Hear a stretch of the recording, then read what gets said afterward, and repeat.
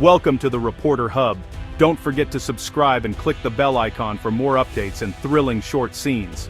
President Trump's global tariff campaign began with a bold reinterpretation of presidential power, marking a dramatic shift in how the White House approached international trade. Trump, never one to shy away from controversy, saw tariffs not just as a tool for negotiation, but as a weapon to reshape the global economic order in America's favor.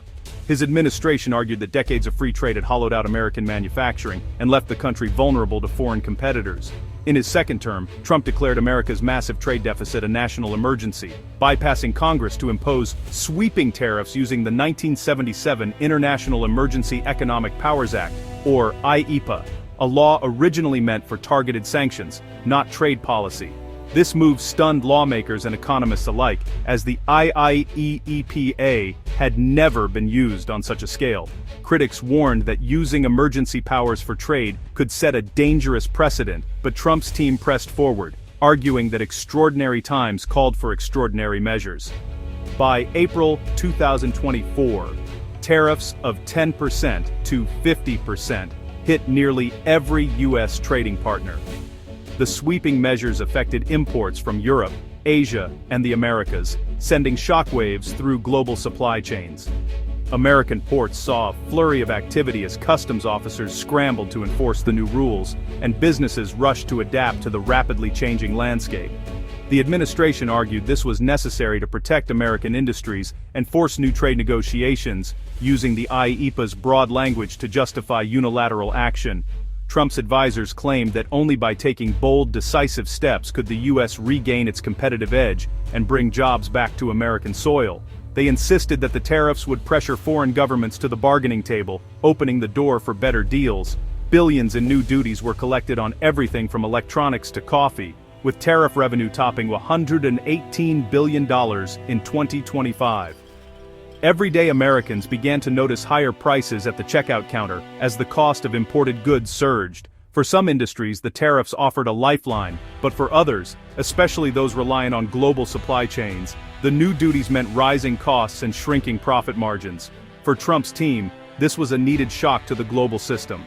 They believed that disrupting the status quo would force allies and rivals alike to rethink their approach to trade with the United States. The administration touted early signs of new negotiations and claimed that the tariffs were already delivering results. But for businesses and consumers, it triggered uncertainty, higher costs, and a legal battle that would soon reach the Supreme Court. Small business owners struggled to keep up with rising expenses, while families faced sticker shock on everyday items. As lawsuits mounted and the nation debated the limits of presidential power, the country braced for a showdown that would test the very foundations of American trade policy. The legal fight over Trump's tariffs became a defining moment in the ongoing struggle between the executive and legislative branches of the U.S. government. At the heart of the dispute was a fundamental question that has shaped American democracy for centuries. Who truly holds the power to tax imports and shape the nation's trade policy? Is it the president, acting swiftly in times of crisis, or Congress, representing the will of the people through debate and legislation? The Constitution is clear. Congress, not the president, has the authority to set tariffs and regulate foreign commerce. This separation of powers was designed to prevent any one branch from becoming too powerful, especially when it comes to the nation's economic decisions. However, President Trump's use of the International Emergency Economic Powers Act, or IEEPA, challenged this delicate balance. He argued that the law's emergency powers gave him the authority to impose tariffs without congressional approval, especially in situations he deemed urgent for national security. Opponents, including a coalition of businesses and state governments, pushed back forcefully. They insisted that the IEPA was never intended to be a tool for broad trade policy, but rather for targeted sanctions against specific threats. They warned that allowing such a move would set a dangerous precedent, undermining the checks and balances at the core of the Constitution. Lower courts sided with the challengers, ruling against the administration and reinforcing Congress's primary role in setting trade policy. Now, the Supreme Court faced a pivotal decision.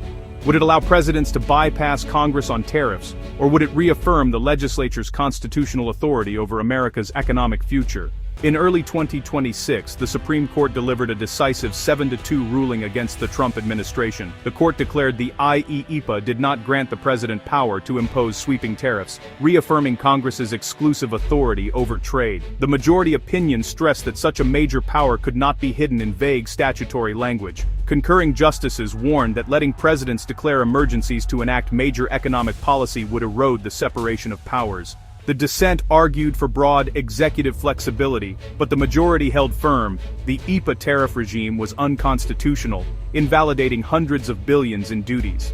While the legal battle raged, American businesses and families felt the tariff's impact. Companies reliant on imports like Learning Resources and Cooperative Coffees paid millions in new duties. Cost passed on to consumers through higher prices. The Consumer Price Index rose, squeezing household budgets.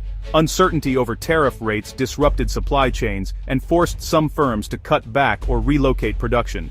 While some industries, like steel, benefited from protection, the broader economy suffered from higher costs and lost investment. The tariffs generated revenue, but the net effect was a drag on growth and stability.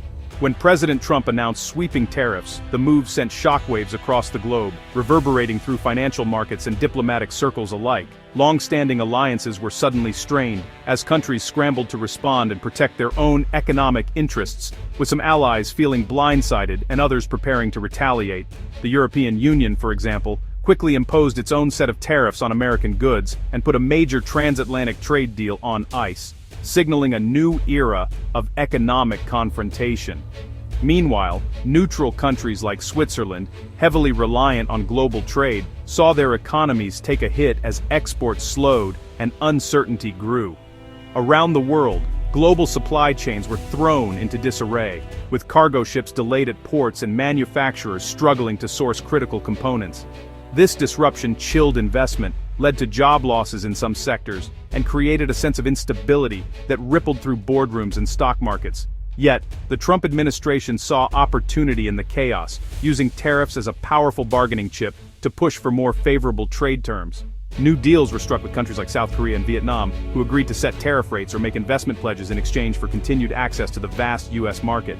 Other nations, eager to avoid further penalties, entered negotiations, leading to a flurry of diplomatic activity and shifting alliances on the world stage. With China, the U.S. managed to have some tariffs in return for increased purchases of American soybeans and rare earth mineral exports, a move that eased tensions but did not resolve underlying disputes. Ultimately, while the tariffs created significant friction, they also gave the United States new leverage and bargaining power, reshaping the global trade landscape in ways that are still being felt today. The tariff fight deepened Washington's political divides. Bipartisan opposition in Congress led to resolutions rejecting Trump's emergency declarations, though they were mostly symbolic. Lawmakers from both parties voiced concern over the expansion of executive power. The president's plan to attend Supreme Court hearings drew criticism and was ultimately scrapped. The court's ruling was a blow to Trump, but a victory for those defending congressional authority. The episode underscored the ongoing struggle over the limits of presidential power and set the stage for future battles over trade and executive authority.